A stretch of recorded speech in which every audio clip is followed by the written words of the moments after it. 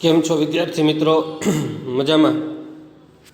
ધોરણ 10 ગુજરાતી આપણો પૂરક વાચનનો ચોથો પાઠ મારી બા છે ને. મજાનો પાઠ, હજી મજા આવે એવું છે પાછળનો. હવે જે આપણો પૂરક વાચનનો પાઠ આ ચોથો છે, એનો ત્રીજો લેક્ચર અને છેલ્લો. શા માટે તમને બધી જાત જાતની વાતો એટલા માટે કરું કે જૂનવાણી સમય એની અંદર મમ્મીએ કેટલી પીડાઓ ભોગવી છે.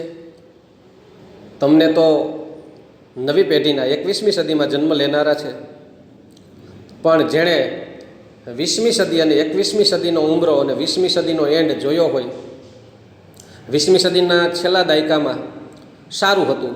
91ની સાલ પછી, કેમ કે મને સાંભળે, 91ની સાલ પછી ઘણું સારું હતું. ટીવી ને મોબાઈલની ધીરે ધીરે શરૂઆત ટેકનોલોજીની કોમ્પ્યુટરની બધી થઈ. પહેલાં કાંઈ નહોતું. સારી બસો ને લક્ઝરી વાહનો ને મોટરસાઇકલો ને ઘરે ઘરે થવા માંડ્યા. પહેલાં તો પગ વડે જ જવાનું.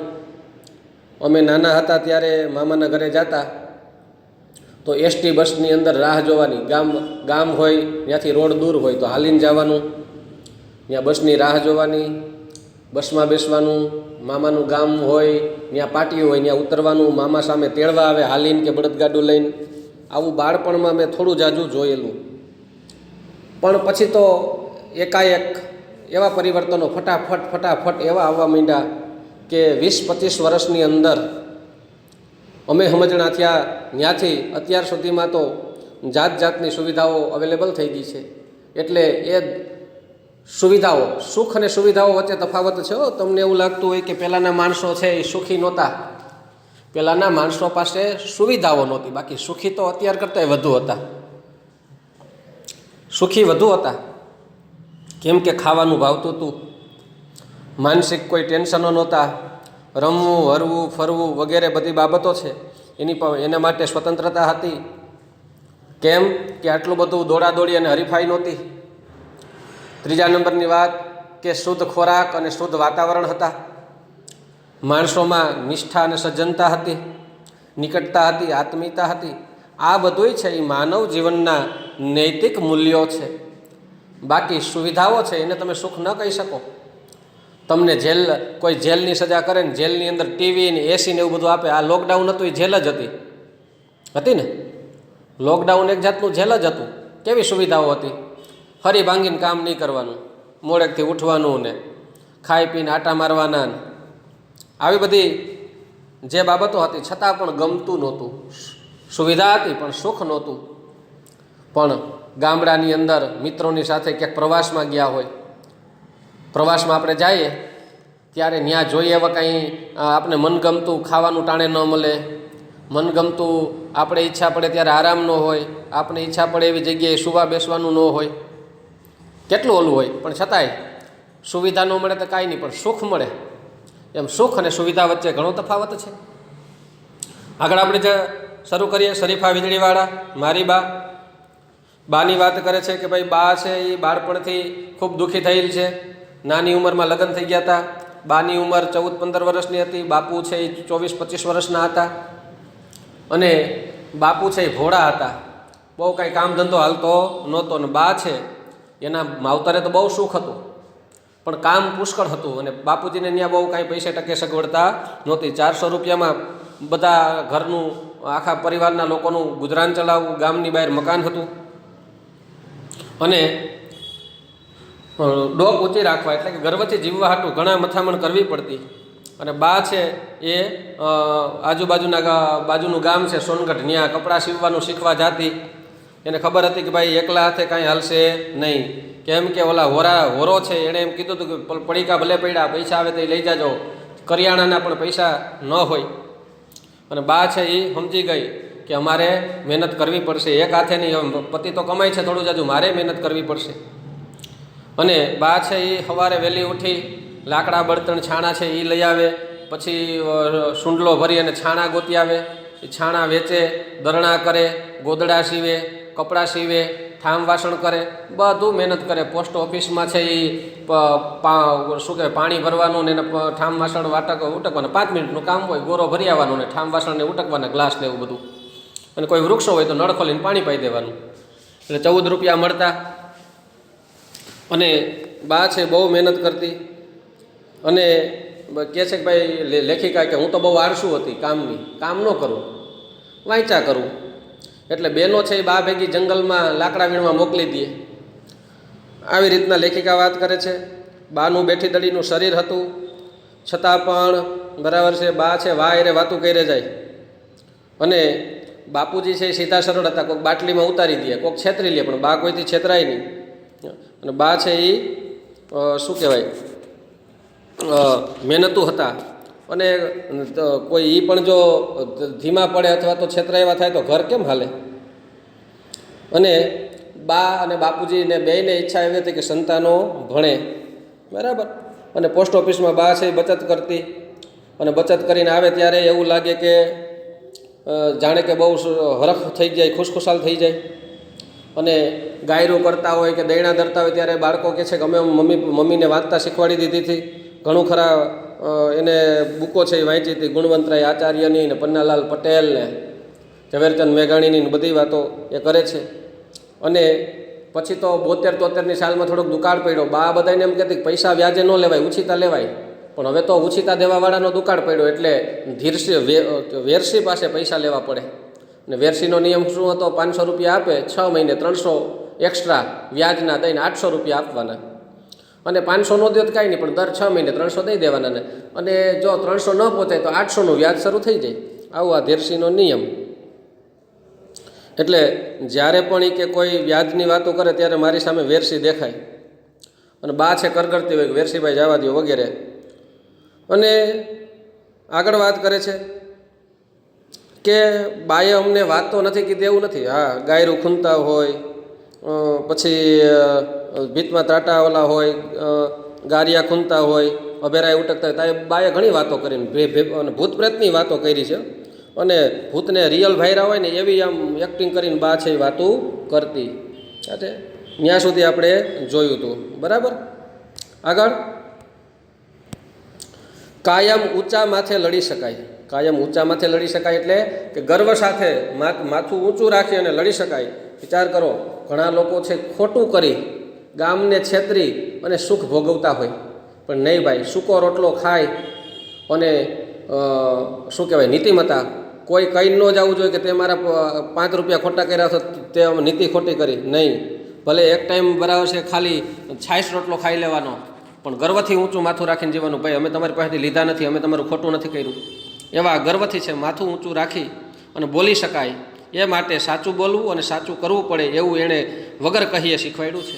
અમારી બા એમને કીધું નથી કે બેટા સાચું કરજો અને સાચું બોલજો, પણ બાનું જીવન જ એવું હતું કે એમાંથી અમને પ્રેરણા મળી છે કે મારી બાએ બહુ મહેનત કરી છે. કોઈનું એક પાય ખોટી નથી કરી, કોઈનું બરાબર છે મફતનું લઈ લેવાની નીતિ નહોતી, ક્યારેય કામમાં આળસ ન કરવી, મહેનત કરે જ આવી. ભગવાન શ્રી કૃષ્ણએ ગીતાનો સંદેશો કીધો છે ને, નિરાશ થઈશ નહીં, કામ કરતો જા, હાક મારતો જા, મદદ તૈયાર છે, તારા હકનું કોઈ લઈ નહીં જાય. એમ તમે મહેનત કરજો, હાક મારજો, તમારા મહેનતનું જે ફળ હશે એ તમને મળશે અને મળશે જ. પણ નીતિમત્તા હોવી જોઈએ. નીતિ એ નારાયણ વસે ને અનીતિ એ કૂતરા ભસે. યાદ રાખજો, નીતિ હશે ત્યાં નારાયણ હશે. નારાયણ એટલે ભગવાન વિષ્ણુ, અને નારાયણ હોય તો ત્યાં લક્ષ્મી પણ હોય. કેમ કે લક્ષ્મીમાં છે એ ભગવાન નારાયણ વિષ્ણુના પત્ની છે. તો જ્યાં જ્યાં પતિ ત્યાં પત્ની. તો નીતિ હશે તો નારાયણ હશે, અને નારાયણ હોય તો ત્યાં માં લક્ષ્મી પણ હોય. અને અનીતિ આવશે એટલે નારાયણ વયા જશે, નારાયણ વયા જશે એટલે લક્ષ્મી પણ જતી રહેશે. એટલે આ વસ્તુ યાદ રાખવી, નીતિમત્તાથી હાલવું. એટલે બાએ અમને વગર કહીએ શીખવાડ્યું જ છે કે ઊંચું માથું સાથે લડી શકાય. આટલા વર્ષોમાં ક્યારેય કોઈ ભાઈ બહેનને કોઈ જાતનો પ્રશ્ન નથી પૂછ્યો. લેખિકા કહે છે મારા ભાઈએ કોઈ પણ જાતનો પ્રશ્ન નથી પૂછ્યો કે ભાઈ તમે શું કરો શું નહીં, તમે આમ કરો છો ને અપેક્ષાઓ ને એવું બધું કાંઈ નહીં. કોઈની નિર્ણયની આડે આવી નથી કે મમ્મી મારે આમ નહીં આમ ભણવું છે, અથવા મમ્મી મારે આમ નહીં આમ કરવું છે. તો બાએ ક્યારેય કોઈ નિર્ણયને આડા નથી આવ્યા. કાંઈ વાંધો નહીં, તમને સારું લાગે એ બસ, હું તો મહેનત કરીને બસ કમાવું છું ને તમને ભણાવું છું ને ખવડાવું છું. કોઈ નિયમો કે નિયંત્રણો વગર જ બાએ અમને મોટા થવા દીધા છે. કોઈ નિયમો કે નિયંત્રણ નહીં. એ તારે આમ નથી કરવાનું, તારે ઘણી વખત તો બાળકો ઉપર મમ્મી પપ્પા બહુ નિયંત્રણ રાખે. આપણે 3 ઇડિયટ પિક્ચર જોયું હોય તો એની અંદર ઓલો ફરહાન ફરહાનને ફોટોગ્રાફર બનવું હોય અને એના પપ્પાને ધરાર એન્જિનિયર બનાવવો હોય કે નહીં તારે ફોટોગ્રાફર નથી બનવું, કે ભાઈ અંદરથી જે છે એ એને મળવું. એટલે બાએ અમને ક્યારેય એમ નથી કીધું, ક્યાંય નિયંત્રણો નથી લાવી દીધા. અમારી રીતના કે તમારે જે બનવું હોય, તમને જે સારું લાગે એ. એટલે બાએ વગર નિયંત્રણે જ અમને મોટા થવા દીધા છે. વિશ્વાસ અને જવાબદારીનો પાઠ અમે એના આવા વલણથી જ શીખાવીશું ને. વિશ્વાસ અને જવાબદારી કે આપણે લડવાનું છે, મહેનત કરવાની છે, મહેનત કરશું તો ચોક્કસ સફળતા મળશે એવો વિશ્વાસ અને જવાબદારી કે મનુષ્ય જીવન તરીકે આપણી પણ કંઈક જવાબદારી હોય, પરિવારની જવાબદારી હોય. જવાબદારી વગરનું જીવન છે એ ભટકેલા જીવ જેવું હોય છે. એટલે આપણે છે એ પ્રમાણે જીવવાનું છે એવું એની પાસેથી જ શીખા હશે ને. લેખિકા કે છે બીજે તો ક્યાં શીખા હશો, એની પાસેથી. ગામડામાં મોટા થવાના કારણે ધર્મ બધાના ઘરના ઉંબરાની અંદર જ રહેતો. ગામડાની અંદર ધર્મનું પાલન બહુ હોય, તમે જોયું હોય તો.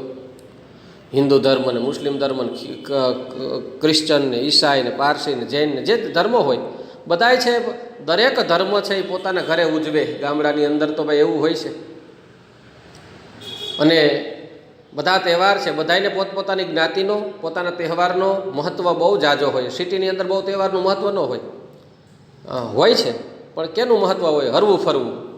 અને ગામડાની અંદર તો પરિવારની અંદર બધા ભેગા થાય, લાડવા અને ભજીયા અને જન્માષ્ટમી ઉપર બેનો દીકરીઓ ને ભાઈઓ કુટુંબના લોકો ને બધાય આવે અને થેપલા અને પૂરીઓ અને લાડવા અને ઢેફલા ને હવે તો ઘણે નથી ભાવતું આ બધું.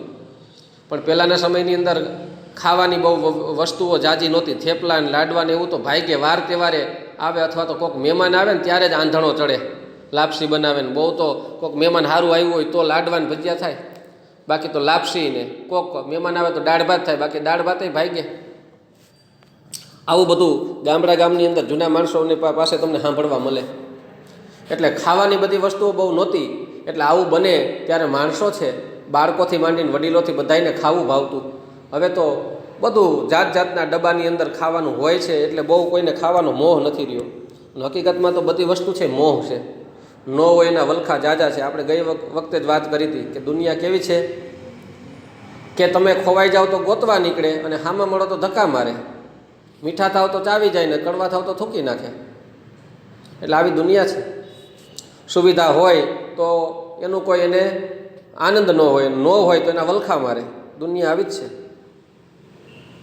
એટલે ગામડાની અંદર પણ મર્યાદા, માન, સન્માન બહુ છે. એટલે ધર્મની વાત તો બધાના ઘરના ઉંબરાની અંદર જ રહેતો. ગણેશ ચોથે અમારા ઘરે તપેલું લાડવાથી છલકાઈ જાય ને ઈદના દિવસે બધા ઘરોની ગણતરી પ્રમાણે જ ખીર બને. ગણેશ ચોથ હોય ત્યારે લાડવા બનાવે આખું ગામ. હિન્દુ મુસ્લિમ કોઈ પણ, શીખ ઈસાઈ બધાએ હોય તો ભાઈ આજે તો ગણેશ ચતુર્થી લાડવા બનાવો, તો અમારા ઘરે તપેલું આખું ભરાઈ જાય લાડવાનું. અને બધાએ પુષ્કળ લાડવા ખાય. અને ઈદ મનાવવાની હોય ત્યારે બધાય ઘરોની ગણતરી માફક અમારા ઘરે પણ ખીર બને.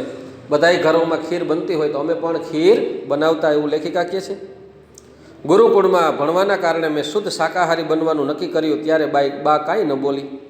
લેખિકા છે કદાચ પરિવાર છે ઇસ્લામ ધર્મ એની હિસાબે શુદ્ધ શાકાહારી ન હોય તો ગુરુકુળની અંદર ભણવાનો બરાબર છે, એને લાહવો મળેલો છે. ગુરુકુળની અંદર નીતિ નિયમો, ગુરુકુળ છે હિન્દુ ધર્મનું આસ્થાનું પ્રતીક છે અને એની અંદર તો શુદ્ધ શાકાહારી છે. તો ગુરુકુળના જે વિચારો છે લેખિકાને ગઈમાં છે કે મારે પણ શુદ્ધ શાકાહારી જીવન જીવવું છે. કેમ કે ધર્મ એવું સંભળાવે છે, શીખવાડે છે, કોઈ પણ ધર્મ મોસ્ટ ઓફલી કે ભાઈ પશુઓ છે કે એ પણ જીવ છે એટલે એને મારવા નહીં. શ્રીમદ રાજચંદ્રવાળા પાઠમાં જોયું હતું ને આપણે કે શાક સુધારતા હતા ત્યારે એમાં જીવજંતુને જોઈને શ્રીમદ રાજચંદ્રની આંખો ભરાઈ ગઈ. કેમ કે ધર્મ સાથે જોડાયેલા લોકો છે એ આ જીવ હિંસાને બરાબર છે એ સ્વીકારી ન શકે. એટલે ગુરુકુળને બધું છે ધાર્મિક બાબતો છે એટલે એમ કીધું કે ભાઈ જીવ હિંસા ન કરવી, એટલે શાકાહારી બનવું. એટલે લેખિકાએ છે એ શાકાહારી બનવાનું નક્કી કર્યું હતું. તો એ તો બા કાંઈ ન બોલી, કાંઈ વાંધો, તને મજા આવે. પણ મારા ચાંદલા સામે એનો વિરોધ લાંબો ચાલેલો. હિન્દુ ધર્મમાં કપાળે ચાંદલો કરવાનો અને મુસ્લિમ છે એ ચાંદલો લગભગ નથી કરતા. હોય છે દરેક ધર્મની, દરેક પ્રદેશની જાત જાતની માન્યતા હોય છે. એવું નથી કે હિન્દુ ધર્મમાં જ બધા ચાંદલો કરે. આપણે આ બાજુ જુઓ તો દીકરીઓ છે એ ડાબી બાજુ જે નાક છે વિંધાવે, સાઉથ બાજુ જાઓ તો જમણી બાજુ નાક વિંધાવે.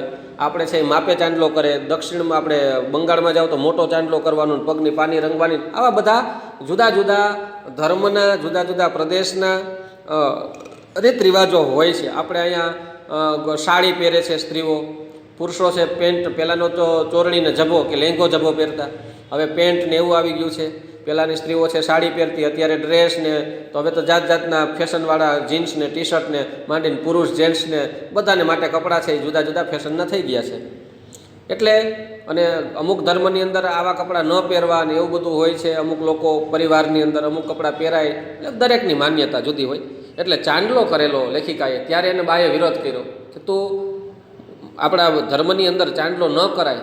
પણ લેખિકા તો કરતા કે ભાઈ ભણેલા ગણેલા હોય ને, જે ઓછું ભણેલા હોય ને, જે એક ધર્મના વાડામાં જ કેદ હોય કે આપણે આ ધર્મ છે તો આપણે આમ જ કરવાનું, આમ નહીં કરવાનું, એક માન્યતા હોય. પણ ભણેલા ગણેલા લોકો હોય તો પહેલાંના સમયની અંદર તમને ખબર હોય કે ન હોય, ક્રિસમસ કોઈ ઉજવતું જ નહીં. અને અત્યારે ભણેલા ગણેલા છે, વૈશ્વિક લોકો થઈ ગયા, દેશ વિદેશમાં જાય તો ભાઈ ક્રિસમસનો તહેવાર તો ત્યાં બહુ ઉજવે છે, તો આપણે ઉજવણી કરવી જોઈએ. દરેક ધર્મને મહત્ત્વ આપવાનું. દરેક ધર્મ છે પાસે મુસ્લિમ સમાજના લોકો છે એ રોજા રહેતા હોય, તો આપણા હિન્દુ સમાજના લોકો પણ છે એ પણ રોજો રહીએ, એક હરણી રોજો કે કંઈક એવું નામ છે, એ બધાય લોકો રહીએ. તો ભાઈ જાતિ જ્ઞાતિ ધર્મ આ બધું તો માણસે બનાવ્યું છે, પણ માણસને ભગવાને બનાવ્યા છે. ભગવાને ક્યારેય માણસો વચ્ચે કોઈ તફાવત કર્યો નથી. એટલે ભણેલા ગણેલા લોકો છે એ સમજી શકે. એટલા માટે જ ક્યારેય કોઈ પ્રત્યે ભેદભાવ, ઊંચ નીચ, જ્ઞાતિ જાતિ ધર્મ પ્રદેશ દેશ એક નામે ન કરવું જોઈએ. આપને જે મજા આવે એ સોનાનું. એટલે લેખિકા કહે છે કે મારા ચાંદલા સામે બાનો વિરોધ લાંબો ચાલેલો, હું કેટલી આડી છું એ હવે એણે સ્વીકારી લીધું છે. લેખિકા કે હું આડી છું, મને કહે તો હું કાંઈ સાંભળું નહીં, એ કહે તો માનું જ નહીં, આડી જ હાલું. આડું હાલવું એટલે માનવાની નહીં વાત, પોતાની જ વાત કે ભાઈ તમે કહો છો એમ નહીં, હું કહું એમ કરવાનું. એટલે હું કેટલી આડી છું હવે એણે સ્વીકારી લીધું છે. એટલે મારા બદલાની માનતા પણ એ જ માને છે. મારા બદલાની માનતા કે ભાઈ આ જે છે એને બદલે આની માનતા. મારી મણકાની તકલીફ જન્મજાત છે એવું કેટલી વાર સમજાવ્યું તોય મારી પીઠ માટે એ પોતાની પીઠ વળી જાય એટલી બધી આખડી રાખીને બેઠી હશે. જો અહીંયા એક બીજી બાબત પણ છે, હું કેટલી આડી છું એ હવે એણે સ્વીકારી લીધું છે. આડી છું એનો મતલબ એવો થાય કે કદાચ શરીરમાં આડા છે, પણ નહીં. આડા એટલે આડું હોવું એટલે કદાચ અહીંયા મારા ખ્યાલથી ટૂંકમાં ઊંધું હાલવું અને કાંઈ વાત ન માને. મારા બદલાની માનતા પણ એ જ માને. કોઈ માનતા રાખવાની હોય તો લેખિકા કે ભાઈ મને માનતા બાંધતામાં રસ નથી, તમારે રાખવી રાખવાનું, બા રાખે. અને લેખિકાને કદાચ કરોડરજ્જુનો જન્મજાત પ્રોબ્લેમ હશે તો એ બા છે એ માનતા રાખે. એ કઈડ બેવડી વળી જાય, એક દી ખાવાનું નહીં, એક દી રોજો રાખવો ને એક દી માનતા રાખવી. વિચારે એ મેન હચડી ભૂખી રહીએ, એક દી હાવ જમવું નહીં, એક દી પાણી વિનાનું રહેવું, એવી માનતાઓ રાખી. એટલે એ બિચારી છે આખી વાકી વળી જાય, એટલી આખડી રાખી બેઠી હશે. આજે બા મારી પાકી દોસ્તાર છે, મારી મિત્ર બની ગઈ છે મારી બા. હું ઘરે જાઉં ત્યારે એની વાતો ખૂટતી નથી. લેખિકા અત્યારે પ્રોફેસર છે, નોકરી કરે છે, વેકેશનની અંદર જાય. લેખિકાનો કદાચ પરિવાર હોય ન હોય એમાં કંઈ લખ્યું નથી, પણ જ્યારે વેકેશનની અંદર બા છે એ મળે છે લેખિકાને વેકેશનમાં, ત્યારે બાની વાતો ખૂટતી નથી. અહીં જાણે હું ખાતી જ ન હોઉં એમ એ વેકેશનમાં મારી થાળીનું ધ્યાન રાખે. હું વેકેશનમાં જાઉં ને ત્યારે લેખિકા કે બા મારી થાળીનું ધ્યાન રાખે. જમ સરખી, કેમ બે જ રોટલી લીધી, હજી રોટલી લે, હજી દાળ ભાત લે, પાપડ લઈ લે, છાશ લે, દૂધ લે, દહીં લે. કાં તો કે તું નોકરી કરતી હોય તો બસ હરખું જમતી જ નહીં હોય, જેવું તેવું ટિફિન લઈને વહી જતી હશો ને, એટલે ધ્યાન રાખે. અને પાછી આવું ત્યારે ભેળા ડબ્બા બંધાવે. અને લેખિકા પાછા નોકરી કરવા કે અથવા તો એના જે વતન છે ત્યાં જતા હોય, કામ ધંધો કે સાસરું જે હશે ત્યાં, સાસરું ક્યાં છે નથી લાગ્યું પણ નોકરીનું સ્થળ છે ત્યાં જાય ત્યારે ભેગા ડબ્બા બાંધી દે. કાલે આ સેવ મમરા ને આ પકવાન ને જાત જાતના ડબ્બા છે બંધાવી દે. વાતોના કલાકો ટૂંકા પડે છે. આજે વાતો કર્યા જ કરીએ તોય કલાકો ટૂંકા પડે. પણ નાનપણમાં અમારે બેવને 12મો ચંદ્રમાં હતો. 12મો ચંદ્રમાં હોવો એટલે ભળવું નહીં, જાણે વેર હોય. કૂતરા અને બિલાડાને કેવું પડે એવું આમાં ત્રાડુકતા હોય. તું આમ કાંઈ નથી કરવું, તમે આમ કરો તો મારે એમ નથી કરવું. હું નાનેથી જ કામની ચોર ને થોથાઓની શોખીન. લેખિકા પોતે સ્વીકારે હું કામની ચોર, કામ ન કરું, ઘર કામને એવું ન ખાવ, થોથાની શોખીન. એટલે વાંચવું બહુ ગમે પુસ્તકો. ઘરમાં તો ક્યાંય ખાલી ખૂણો નહીં હતો નહીં, એટલે વાડના છેડે લીમડા હેઠળ ગમે ત્યાં ખાટલો ધાડી ચોપડી લઈને વાંચી રાખું. ઘરમાં તો ખૂણો ખાલી ન હોય. નાનું મકાન હશે, અથવા તો હામટા લોકો હોય તો કાંઈક વસ્તુ પડી હોય એટલે ઘરમાં ક્યાંય ઘરમાં બેહે તો બધા લોકો આવતા જતા હોય, કોઈ વાતું કરે ચીંધે, એના કરતાં જે વાડ હતી વાડમાં લીમડો હતો ને એની નીચે ખાટલો ઢારીને હોઈ જાઉં અને એની નીચે વાંચે રાખવું. બાનું ધ્યાન જાય એટલે કાળજાળો, બા ગરમ થાય, એ છોકરી આ આખો દી ચોપડા વાંચ્યા કરે, તને કાંઈ ભાન પડે છે? આ ઘરમાં કયો બાપો કામ કરશે? હાલ ઊભી થા, આ આડુડી છે, ખોટે ખોટું વાંચે છે, કામ ન કરવું પડે ને, દાખલો પડે ને બસ એવું બોલ્યા કરે. ઘરમાં બડાબૂટ કામ પડ્યું હોય, બા પહોંચતી ન હોય, વેકેશન હોય ને તોય આપણા રામ એને ચોપડી વાંચતા હોય. બા કામમાં પહોંચતી ન હોય, કામમાં ઘરમાં કામે પુષ્કળ પડ્યું, વાસણો હોય ને, હંજવારી બાકી હોય ને, આ કરવાનું હોય ને, ઘણાય કામ હોય ને, બાને પાછું તો કપડાં સીવવાના ને, ગોદડા સીવવાના ને, પાપડ વણવાના કાંઈક કામ હોય, પાછું ભણવામાં વેકેશન હોય તોય વાંચવાનું. બોલો, એટલે કે આપણા રામ તો એને ચોપડી વાંચતા હોય. પછી ઘીની નાયડું જેવી બાની ગાયડુંનો વરસાદ વરસે. ઘીની નાયર, કોઈ દુબળો પાતળો માણસ હોય તો એને ઘીની નાયર ચડાવે. નાયર એટલે શું ખબર છે?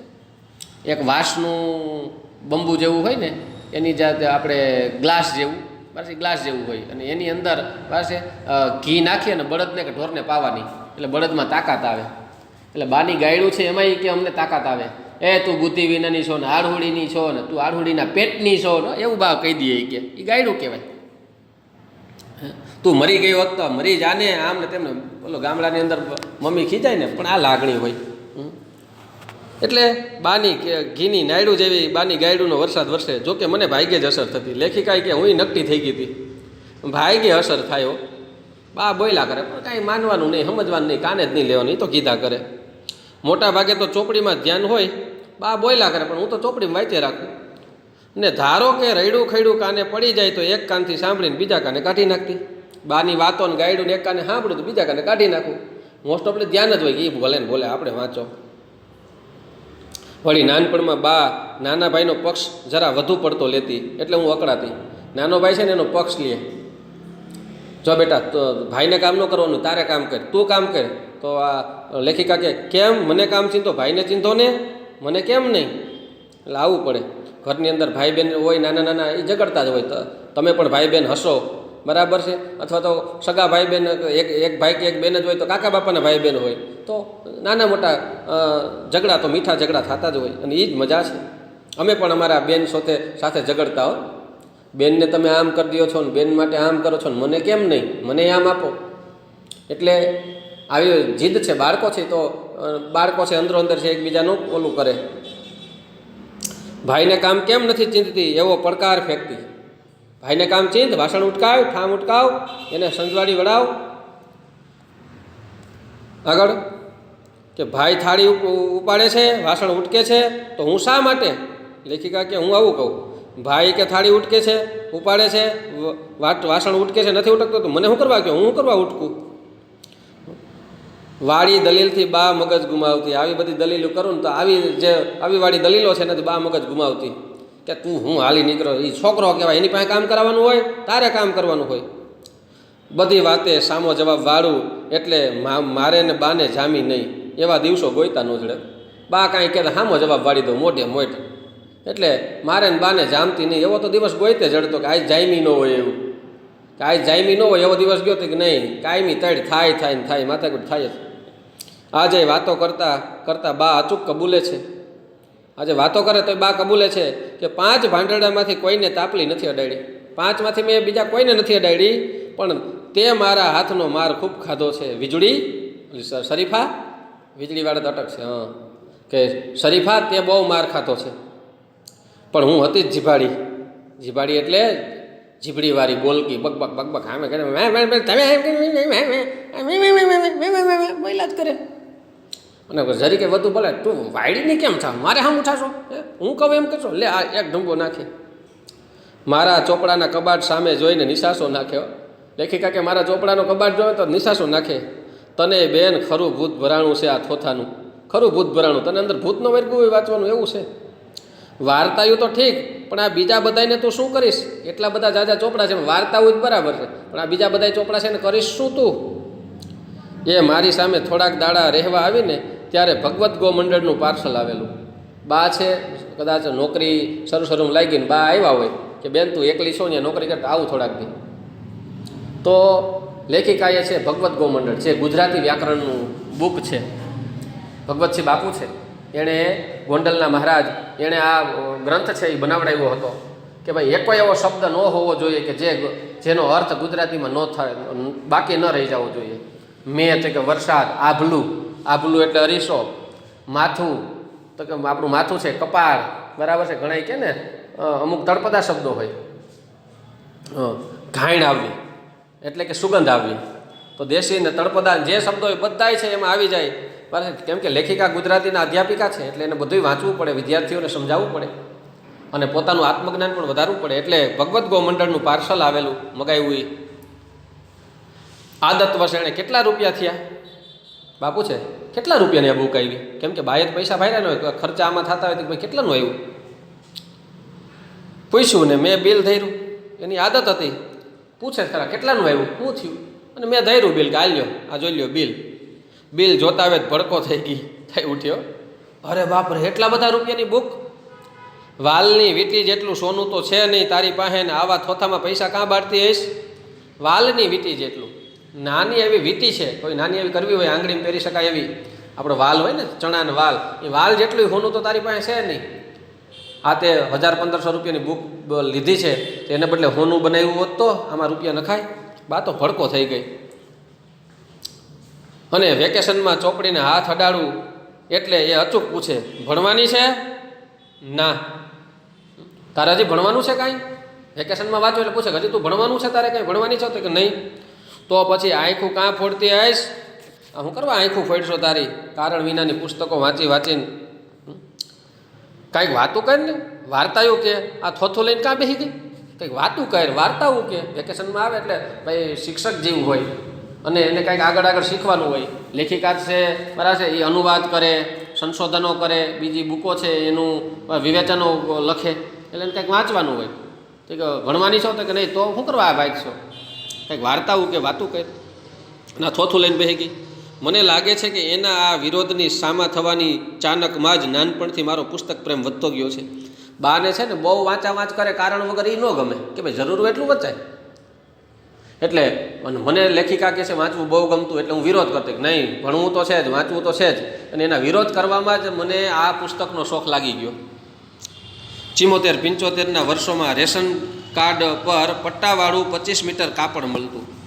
74-75ની સાલમાં પણ કદાચ પરિસ્થિતિ નબળી હોય તો સરકાર છે રેશન કાર્ડ ઉપર, આપણે કેમ કૂપનના ઘઉંને મળે એમ કૂપન ઉપર રેશન કાર્ડ ઉપર 25 મીટર કાપડ મળતું પરિવાર દીઠ, કે 25 મીટરનું કપડું આલ્યો લઈ જાઓ સસ્તા ભાવે. માનો કે ગામમાં 25 રૂપિયા હોય તો આ 10 રૂપિયાનું મીટર મળે, તો એ 25 મીટર કપડાં મળતા, જેનાથી લોકો છે એ પોતાના કપડાં સીવી શકે, બનાવી શકે. મેલખાવ રંગના એક સરખા કાપડમાંથી અમારા ભાઈ બહેનના કપડાં સીવાતા. મેલખાવ રંગ એટલે મેલને ખાઈ જાય. સફેદ કપડાં પહેરો તો જરી ક્યાંય કોણી અડી જાય, બેસવામાં ધ્યાન ન રાખો તો તરત કપડાં મેલા થઈ જાય. પણ કાળા કપડાં કે ભૂરા કે એવા રંગના લુગડા હોય ને તો મેલ દેખાય જ નહીં. અમુક ડાર્ક કલર હોય તેમાં મેલ ન દેખાય. પછી કપડાં ધોવે ને ત્યારે મેલ નીકળ્યો, ખરર બ્રશ ગહે ત્યારે ઓહ આમાં જાજો મેલ નીકળો. એટલે અમુક લોકો છે એ એવા જ કપડાં પહેરે. કેમ કે ભાઈ મેલ છે નકર તો દેખાય. ટૂંકમાં ઝડપથી કોઈને ખબર ન પડે કે આમાં મેલ છે. સફેદ કપડાં તો ભાઈ બહુ ધ્યાન રાખવું પડે. એટલે એમાંથી જ 25 મીટર કપડાં મળતા, એમાંથી જ બધા બેનભાઈ છે એના કપડાં બની જતા. એટલે આજે જ્યારે હું ભાઈની દીકરી માટે પરી જેવા રૂપાળા ફરાક લઈ જાઉં છું ને ત્યારે મેં ભાગ્યે જ બાને રાજી થતા જોઈ છે. હવે તો લેખિકા પ્રોફેસર છે, પૈસે ટકે સારું છે, એટલે એના ભાઈ છે નાનો ભાઈ અને એની છોકરી માટે લુગડા લઈ જાઉં, બરાબર છે, શું કહે છે રૂપાળા ફરાક લઈ જાઉં એકદમ સફેદ અને કિંમતી એવા લઈ જાઓ. એટલે બા બિચારી આમ જોવે કે ઓહો બહુ ખર્ચો કરી નાખ્યો, આ જોતો ખરા લુગડામાં કિંમતી કપડામાં એમાં પૈસા બગાડે. એટલે મેં બહુ રાજી થતી નથી જોઈ બાને. ફરાક પર હાથ ફેરવીને તમને તો હું કેવા સીવી દેતી નહીં, ફરાક ઉપર એમ હાથ ફેરવે કે હા તું લેવી, હા બહુ કિંમતી છે ને મોંઘું લાગે, હું તમને કેવા સીવી દેતી કાં હાથે મીટરમાં ઓલા 25 મીટર કાપડ આવે તેમાંથી કોતરીને સરસ મજાના હાથે બનાવી દેતી. અને એવું અચૂક બોલે, કિંમત પૈસા વગર સાડલો ન પહેરી શકે. ભાઈરે લુગડું ઘરમાં થોડું પહેરાય, અને કિંમત પૈસા વગર સાડલો એટલે સાડી ન પહેરે. કે ભાઈ સાડી તમે લ્યાવો ને કે બા તમારે હાટું સાડી કેટલાની આવી? તો કે 1000 રૂપિયાની. ઓહો, 1000 રૂપિયાની? આવા ભાઈરે લુગડા લેવાય, ગાંડી થઈ ગઈ તો. અને આ શું કરવા? ક્યાં હમણાં પ્રસંગ આવે? ઘરમાં પહેરજો. અરે ઘરમાં પહેરાય? 100 વાળા ને 150 વાળા જ ઘરમાં પહેરાય. બોલો. એટલે ભાઈરે લુગડું ઘરમાં થોડું પહેરાય. એની દલીલ. અમે લાખ સમજાવીએ કે પૈસાની કોઈ કિંમત નથી. પૈસો આવે ને જાય. અત્યારે છે તો જલસા કર ને ભાઈ. બા હવે તો પહેલાં ગરીબી હતી, હવે થોડા જાજા બધા કમાય છે, પૈસો છે, ભગવાને દીધો છે, તો થોડુંક ભાઈ પહેરીએ, ઓટીએ, ખાઈએ, સમાજમાં રહીએ. પણ બાનો જીવ ધરાર ન ચાલે. એ અમને 3 થરા થીગડા મારી દેતી, એ ન ભૂલી શકે. એને ખબર છે કપડું તૂટ્યું હોય તો થીગડું મારે. એ થીગડું તૂટ્યું હોય તો એ બાજુમાં બીજું થીગડું મારે ને એની બાજુમાં તો 3 થરા થીગડા મારે. કેમ કે પરિસ્થિતિ જ એવડી હતી. અમે મનમાં તો ઘણું સમજીએ છીએ કે જેણે પાયની કિંમત જાણી હોય.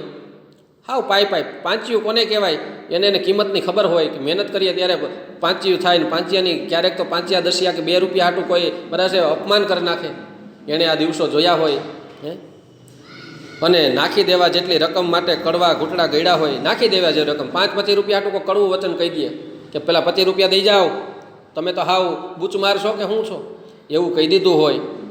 અને એને પૈસાની કંઈ કિંમત નથી. એ કઈ રીતે સમજાવી શકાય કે બા તને પૈસાની કિંમત નહીં સમજાય? એને જ સમજાણી છે.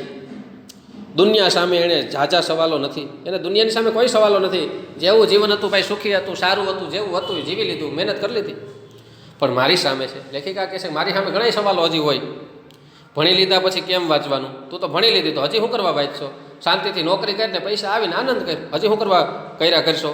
લખવાનો બેહાય તો કોણ પાણો મેળવા આવે છે લખવા માટે? તને કરોડરજ્જુની તકલીફ છે, તું લખીને લખવા ન બેહી હોય તો કોણ પાણો મેલે છે તને? ધરારથી કે નહીં લખ ને લખ. ન લખે તો તારું કંઈ જાય છે? ઘરમાં આટલી આગે નોકરી કેમ? ઘરથી આટલી આગે નોકરી, તો આમ છેટ 200-300 કે 400 કિલોમીટર દૂર નોકરી કેમ કરશો?